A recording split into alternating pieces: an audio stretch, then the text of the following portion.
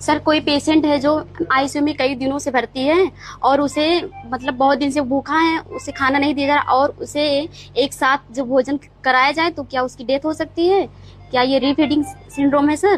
तो इसके बारे में बताइए। बहुत अच्छा सवाल आपने पूछा। प्रायः हम ये देखते हैं कि बड़ा बीमार मरीज, मेल नरिश्ड, बहुत है कमजोर, हड्डी के ढांचे जैसा, जिसको कहा जाता है खाली बोन एंड स्किन दिख रहा है, संकेन आइज, पसलियां दिख रही हैं, ऐसे मरीज में हमने कई बार ऐसा देखा है कि अस्पताल में आते ही आते आपने राइल्स ट्यूब डाली और डाल करके आपने उसको बढ़िया भोजन कराना शुरू करा, दाल चावल सब्जी रोटी का मिक्सचर, बढ़िया प्रोटीन पाउडर के डिब्बे, न्यूट्रिशन की चीजें, और देखते ही देखते मरीज की तबीयत बिगड़ने लगी, उसकी दिल की धड़कन बढ़ने लगी, उसका टेकिकार्डिया होने लगा, उसका रेस्पिरेशन गड़बड़ होने लगा और थोड़ी देर बाद मरीज सीरियस हो गया।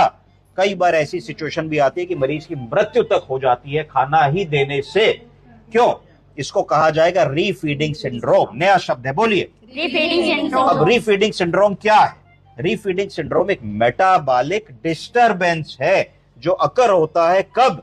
जब हम फीडिंग को रीस्टार्ट करते हैं, न्यूट्रिशन को रीस्टार्ट करते हैं उन लोगों में जिनको बहुत सारे दिन, हफ्तों और महीनों अच्छे से खाना नहीं मिला और जिनके स्टारवेशन हो गया, यानी कि खाने की वजह से, भूख की वजह से शरीर में ऊर्जा खत्म हो गई।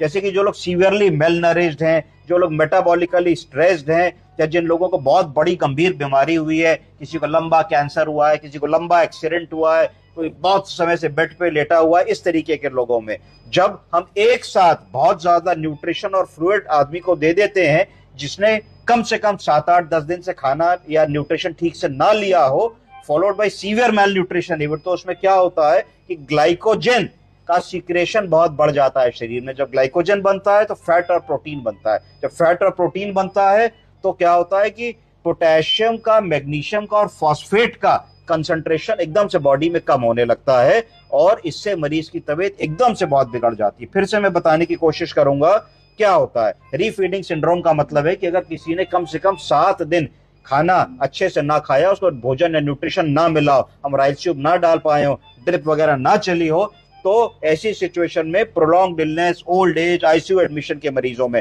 तो जब खाएंगे नहीं तो शुगर की मात्रा कम हो जाएगी, मरीज में क्या हो जाएगी?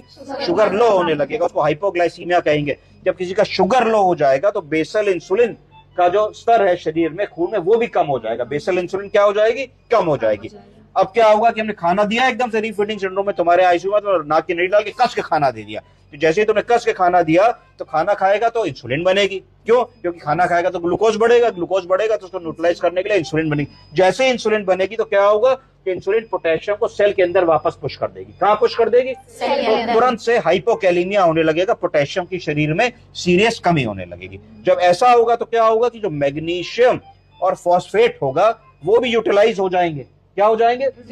उनका यूटिलाइजेशन बढ़ जाएगा। इसी को रीफीडिंग सिंड्रोम कह देते हैं। जब तुम आरटी फीड करा रहे हो तो आरटी फीड से इंसुलिन का सीक्रेशन रिज्यूम हुआ। क्यों? क्योंकि ग्लूकोज बढ़ी। जब ग्लूकोज बढ़ी और इंसुलिन का सीक्रेशन रिज्यूम हुआ तो क्या हुआ कि ग्लाइकोजन, फैट और प्रोटीन का प्रोडक्शन बढ़ा। ग्लाइकोजन, फैट और प्रोटीन का बॉडी में प्रोडक्शन बढ़ाने के लिए किस चीज की जरूरत होती है हम लोगों को? उसको फॉस्फेट, मैग्नीशियम और पोटेशियम की जरूरत होती है जो पहले ही कम था। तो फॉस्फेट, पोटेशियम और मैग्नीशियम शरीर से निकल करके ग्लाइकोजन प्रोडक्शन की साइकिल में लग गया। जैसे ही ये लगेगा तो क्या लक्षण आने शुरू हो जाएंगे? एकदम से मरीज में कार्डियक एरिथमिया होना शुरू हो जाएगा, उसके दिल की गति बढ़ने लगेगी, कमजोरी आने लगेगी, रेस्पिरेटरी रेट बढ़ने लगेगा, ब्रीदिंग डिफिकल्टी होने लगेगी, हाइपोफॉस्फेटीमिया के लक्षण आने लगेंगे, फॉस्फेट का लेवल सीरियसली कम होने लगेगा।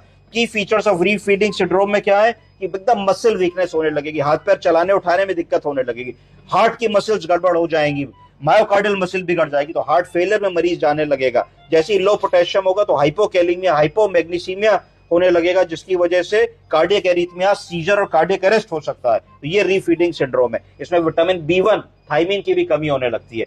कभी भी जब मरीज आपके पास ऐसा आता है जो बहुत ही कमजोर हो, बड़ा मेल नरिश्ड हो, बहुत दिन से उसको न्यूट्रिशन या भोजन ना मिला हो, तो उसको ग्रेजुअली, स्लोली हमको न्यूट्रिशन बिल्डअप करना है। पहले दिन 100 ml 6 आवरली देंगे, फिर उसको ग्रेजुअली 4 आवरली करेंगे। इस दौरान हर दिन हम लोगों को क्या क्या चेक कराना चाहिए? पोटेशियम, मैग्नीशियम और फॉस्फेट लेवल। अगर न्यूट्रिशन देने के 24 घंटे 36 घंटे तक फॉस्फेट लेवल कम नहीं हो रहा है तो इसका मतलब वो मरीज रीफीडिंग सिंड्रोम में नहीं जा रहा है, और अगर फॉस्फेट कम हो रहा है तो इसका मतलब वो रीफीडिंग सिंड्रोम में जा रहा है। हम लोगों को ध्यान देना होगा और फॉस्फेट, मैग्नीशियम और पोटेशियम को सप्लीमेंट करना होगा, वरना हमारा मरीज देखते ही देखते हाथ से निकल जाएगा। ये है रीफीडिंग सिंड्रोम। समझ गए? Yes.